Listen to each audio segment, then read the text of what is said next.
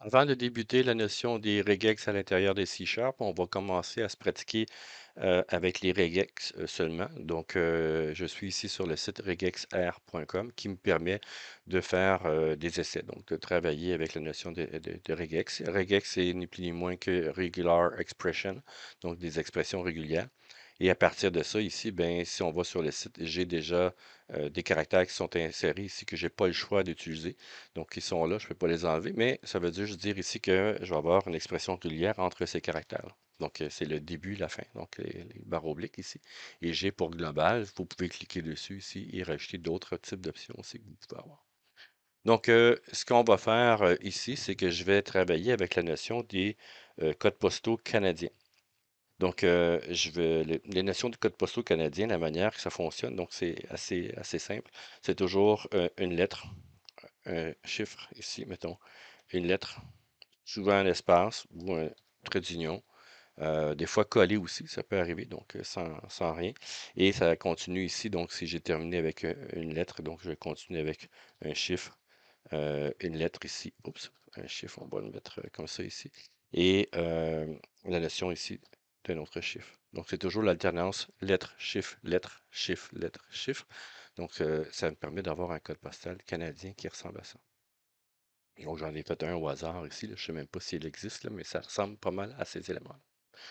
Donc, ce qu'on va pouvoir faire à partir de ça, c'est que je vais essayer de trouver euh, le, le patron ici, le pattern d'un code postal canadien parmi une phrase. Donc, par exemple, je peux dire ici, je suis au, attends, je vais en faire un autre, G 5T 6G7, par exemple, ça, c'en est un.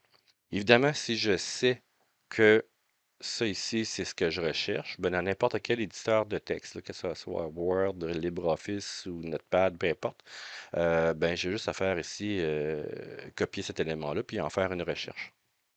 Donc, c'est possible d'être fait de cette manière-là. Mais moi, ce que je veux savoir, c'est tous les codes postaux, pas seulement que celui-là. Donc, ce que je vais faire ici, c'est que je vais faire un patron qui va détecter tous les codes postaux à l'intérieur de mon texte. Par exemple, ici, je pourrais dire comme ça, et quelquefois, je suis au, je sais pas moi, J0, L, 5, 5H6. Donc, c'est de détecter tous les codes postaux dans ma phrase. Dans ce cas ici, ce que je vais faire, c'est de rentrer une expression régulière. Vous avez les informations pour vous aider ici. Ce que vous pouvez faire aussi, c'est d'aller voir sur le web. Donc, il y a plein de documentation par rapport à ça. Donc, moi ici, ce que je vais faire, c'est que je vais détecter tous ceux donc, qui commencent par A majuscule ou n'importe quelle lettre jusqu'à Z. Donc ici, ben, qui commence, ou c'est pas vraiment qui commence, mais qui contient plutôt une notion. Et si je veux faire commence, bien évidemment, il faudrait que je fasse les, l'accent circonflexe ici. Là, ça serait ceci. Donc ici, ça serait la phrase qui commence et je pourrais dire ici le mot qui commence. Donc on ira le voir un peu plus tard. Et donc c'est toujours A ici, donc une lettre, j'ai dit tantôt un chiffre, donc de 0 à 9. Et par la suite, donc ça va être ici encore une fois une lettre, donc je pourrais même copier la chose ici et la mettre ici. Il y a un espace. Donc, dans mon cas ici, il y a un espace et ça va être ce pattern-là ici qui va être répété. Comme ça ici. Voilà. Donc, il me détecte seulement que les codes postaux. Évidemment, si j'ai pas d'espace, c'est pas détecté. Si je mets un tiret, c'est pas détecté. À moins que je mette un tiret ici. Mais sauf qu'il ne détecte plus lui. Donc, pour arriver à faire fonctionner tous les cas que je veux récupérer, ben dans ce cas ici, ce que je pourrais faire, c'est de faire entre crochets, c'est quoi les possibilités qu'il peut y avoir? Soit un espace, soit un tiret, de, parce qu'ici, il peut y avoir, j'ai dit tantôt ici qu'il pourrait y avoir sans espace, ça ne marche pas. Donc dans ce cas ici, ce que je peux lui dire, c'est qu'avec le point d'interrogation, ça veut lui dire ici qu'il peut y avoir de 0 à une fois les éléments qui sont ici.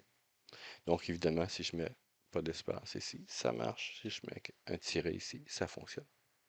Donc ça n'en serait une ici valide. Sinon, ce que je pourrais faire aussi pour être un peu plus précis, parce qu'évidemment, si je mets, mettons, un G minuscule, il ne détecte pas. Donc, ce que je pourrais faire, c'est de mettre ici de A à Z aussi minuscule pour chacun. Donc, il faudrait que je mette ici la même chose pour chacun. Donc, je peux faire CTRL-C ici, CTRL-V, CTRL-V. Donc, ça marche pour les minuscules aussi. Ou sinon, ben, je pourrais un peu le simplifier en faisant barre oblique vers la gauche W. Donc, ça veut dire ici toutes un caractère d'un mot plutôt. Donc, il fait tous. Ici, je vais avoir un décimal, donc suivi d'un décimal, déjà en partant, suivi d'un caractère. Après ça, ici, je peux faire un espace, un tiret, comme ça ici, de 0 à une fois. Et par la suite, ça va être un décimal,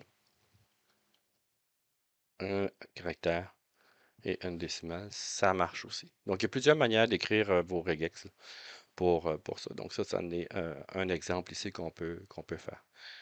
Si on voudrait avoir ici, par exemple, des numéros de téléphone, ici, par exemple, téléphone, je peux dire ici comme ça, deux points, le code régional, par exemple, on le fait avec, comme ça ici, donc 555. Ici, je vais faire 5, 5, je sais pas, je mets au hasard des choses, là. 1, 2, 3, 4, tiens. Et j'aimerais ça détecter tous les numéros de téléphone qui sont dans mon texte ici. Mais qu'est-ce que je dois faire? Bien, évidemment, je dois dire ici que ça, il devrait avoir au moins un élément, donc, qui est comme ça, ici. Donc, une parenthèse, et on peut voir qu'il y a une erreur. Donc, il faut que je le rentre d'une autre manière pour que ça puisse se faire. Je vais pouvoir utiliser un autre élément ici. On va le mettre entre crochet pour dire que c'est quelque chose que je recherche. Donc, si on regarde aussi en bas, malgré que ce soit en anglais, c'est facile à comprendre. Donc, caractère matches à une ouverture d'une parenthèse. Donc, on peut voir aussi que ça a fonctionné. Sinon, il m'avait mis erreur, évidemment, ici. Donc, moi, ce que je vais avoir, c'est ceci. Donc, par la suite, c'est quoi? C'est que je veux qu'il le fasse, qu'il trouve ici, par exemple, un décimal. Donc, je peux le faire ici 3 fois si je veux. Donc, c'est une manière de faire. On va voir une autre manière aussi de le faire ici. Ça se termine par une parenthèse. Est-ce qu'il peut y avoir un espace ou pas? Donc, on va dire ici qu'il n'y en aura peut-être pas. Donc, il peut y avoir, par exemple, je pourrais dire ici, au lieu d'avoir D 3 fois, je pourrais dire ici qu'il va y avoir D. Et entre accolades, ici, je vais en avoir 3. Ça revient au même.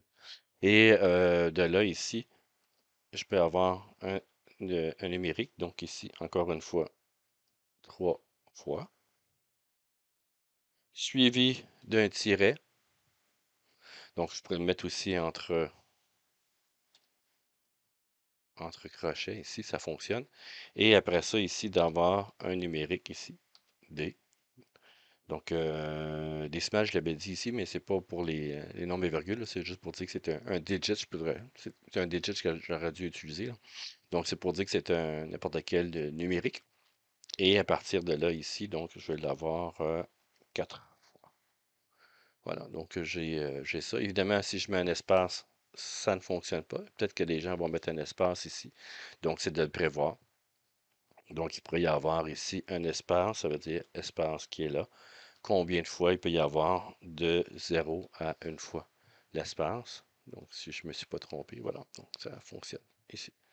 Donc, on a des expressions régulières de cette manière. Donc, on peut aller chercher un paquet de types donc, pour ceci, là, pour ces éléments-là. Donc, on peut en faire de plusieurs manières, puis on peut aussi en faire pour d'autres patterns, donc d'autres patrons de texte. Donc, maintenant, on va passer au C Sharp. Pour débuter, nous allons utiliser la notion des codes postaux. Donc, on va utiliser cette notion-là. Et pour le faire à l'intérieur de C Sharp, donc j'ai un C Sharp nouveau, donc avec rien à l'intérieur, donc qui est complètement vide. Et à partir de là, ce que je devrais faire, c'est de définir ben, mes patrons, mes patterns, autrement dit. Donc évidemment, ça va être quoi? Ça va être un string que je peux appeler pattern, par exemple.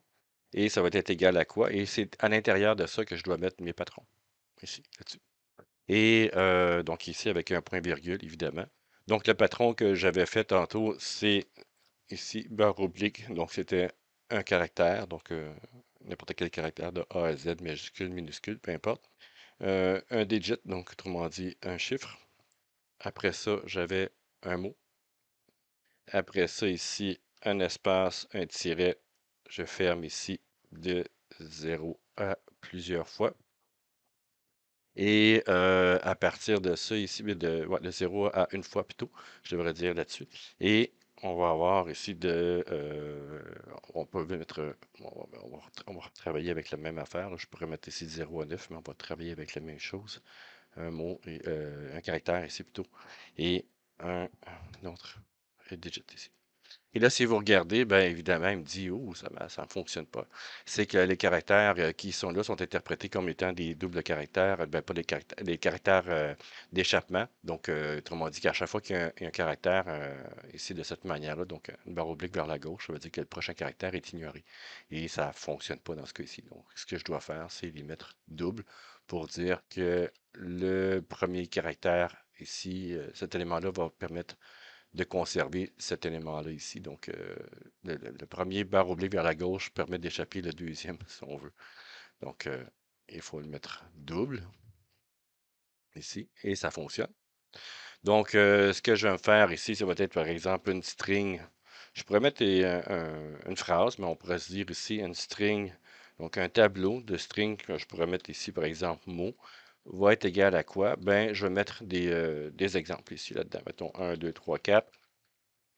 Je vais mettre ici, par exemple, G, 3E, sans espace, tiens, 6T, 7.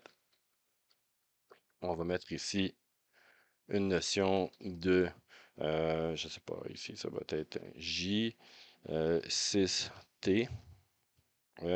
Lui, on va mettre avec un tiret, tiens. Et on va y mettre la notion de 5T5, pourquoi pas. Et on va y mettre un autre élément, par exemple, tiens, Québec. On va y rentrer un paquet de choses de cette manière-là. Bon, je crois que j'en ai assez ici. Et à partir de ça ici, ben, on va faire une boucle, puis on va vérifier. Donc, for, ici, each, string mot in mot. Donc, il me propose quelque chose d'intéressant. Je vais fermer mon accolade tout de suite. Et à partir de ça ici, ben, je vais dire là-dedans, ça va être un console ici, point .writeLine, le mot. C'est pas le mot que je veux faire afficher. Donc, si je fais afficher que les mots ici, puis que je roule, évidemment, il n'y aura rien qui va... il me dit qu'il y a une erreur ici. Il manque un point-virgule. Mais si je fais rouler comme ça ici, tout simplement, il va... Ce sera pas long ici. Donc, il me fait ajouter, il me fait afficher tout. Donc, ce que je peux faire à partir de ça ici, c'est de dire, ben, on va aller chercher la notion de regex. Donc, ici, on fait regex. Ce qu'il devrait faire ici, évidemment, c'est d'importer l'élément ou d'utiliser. Dans mon cas, il était déjà là, mais ça se peut qu'il fasse l'import ou le using ici, cette partie-là ici de C Sharp. Et à partir de là, ben, ce que je vais faire, moi, c'est que je veux que tu me trouves l'élément qui vont match. Donc, ici, match. Donc, match qui est là. Et il va me dire ici en ouvrant les parenthèses, ça me prend un input puis un pattern. Donc l'input, c'est quoi? Ben, pour chaque mot, vérifie si ce mot-là, ici, correspond au pattern qui se trouve dans le pattern. Il manque ici un élément, il va me manquer un accolade. Voilà. Donc tous ceux qui rencontrent cet élément-là vont être affichés, les autres, non. Donc si je fais ça ici, donc je devrais en avoir deux. Voilà. Donc ça permet de faire un premier exemple là-dessus. Si j'avais un autre pattern ici, par exemple, pour les numéros de téléphone, ça reviendra au même, là, ici. Par exemple, si je change le pattern ici pour les numéros de téléphone, donc encore une fois, il faut que je double les barres obliques. Ici, voilà. Et là-dedans, bon, je peux les laisser comme ça. Et ce que je vais faire, c'est que je vais rajouter peut-être pas point ici, c'est un virgule. Dans ce cas ici, ce que je pourrais faire, c'est de mettre, mettons, comme tantôt, 555, 555 555, voilà, là-dessus. Et on va voir s'il y en a qui fonctionnent ici avec ça. Voilà. Donc, c'est un pattern qui est là. Donc, ça fonctionne pour les différents patterns que je veux avoir ici. Et ce qu'on peut faire, on peut faire aussi d'autres éléments. Donc, de dire ici, ben, si tu vois telle chose, tu remplaces par exemple par quelque chose d'autre. Par exemple, ici, si ce qu'on pourrait faire là-dedans, j'ai mon pattern ici de numéro de téléphone. On peut regarder. Bon, ça va être un peu bizarre, mais disons que j'ai un autre élément. Donc, si ça match le pattern, ça serait un replace. Je vais essayer de faire un replace avec les éléments. Donc, je vais marquer ici code 1, ici espace. Et si je fais ici, je crois que ça va marcher, euh, code 2 ici. Et je vais revenir avec mon code postal. Donc, je vais revenir ici en faisant autre chose que les numéros de téléphone. Voilà, donc avec le code postal. Et à partir de ça, ce que je vais faire ici, au lieu de faire un match, ce que je peux faire avec ça, c'est point. Et vous avez replace ici. Replace. Et si vous regardez le string input, le string pattern, puis avec quoi je veux le remplacer. Donc ici, ce serait un replace qui serait là. Donc ça veut dire le mot qui va aller chercher. Virgule ici, le pattern, ça va être encore une fois pattern. Ça, c'est assez simple. Et avec quoi je veux le remplacer? Ben, je peux le remplacer avec, je sais pas moi, code postal, par exemple. Ici, de cette manière-là, il va me manquer une parenthèse et ça devrait en principe être correct. Donc, à chaque fois qu'il va avoir un code postal, il va le changer pour code postal. Oh, ici, il y a 555 qui n'a pas fonctionné. Il faudrait que je regarde. Pourquoi que... Oh, là, ici, il y a quelque chose qui ne fonctionne pas ici. Ça devrait être un caractère. Ah, c'est parce que c'est tous les caractères. C'est pour ça. Donc, déjà là, bon, c'est bien, ça vaut la peine d'être essayé. De A à Z ici. Donc, il faudrait que je fasse vraiment de A à Z ici. Ici, parce que c'est tous les caractères. Tous les caractères, ça contient aussi les numériques. Donc, je m'étais trompé. Ça veut dire que ça va être comme ça ici. Ah, ça, c'est un bon exemple ici. Donc, en principe, ça devrait marcher. Voilà. Wow. OK. Donc, j'avais fait une belle erreur. Donc, je m'excuse, mais j'ai fait une belle erreur ici. Donc, on peut voir que le W, c'est vrai, je me souvenais plus, j'avais complètement oublié que cette notion-là du W, ici, c'est n'importe quel caractère alphanumérique. Donc, il faut vraiment faire attention à ces éléments-là. Donc, il faut vraiment faire des tests. Donc, avec ça ici, ben, ça m'a permis de le faire. Donc, ici, le code postal, ici, ça change pour code postal, où j'aurais pu faire aussi string, point ici, empty. Ça aurait fonctionné aussi, donc, autrement dit, ça remplace par rien. Donc, j'aurais été code 1 ici. Voilà. Donc, il y a plein de petites choses que vous pouvez aller voir là-dessus. Donc, la- les éléments qui peuvent être dupliqués ou des choses comme ça. Donc, plein de petites choses. Là, si vous faites quelques recherches, ça va être, vous allez pouvoir trouver des éléments qui sont un peu plus complexes ou moins complexes ou des éléments qui peuvent vous aider à résoudre la problématique que vous avez avec la notion de certains patterns, donc certains patrons que vous recherchez dans le texte.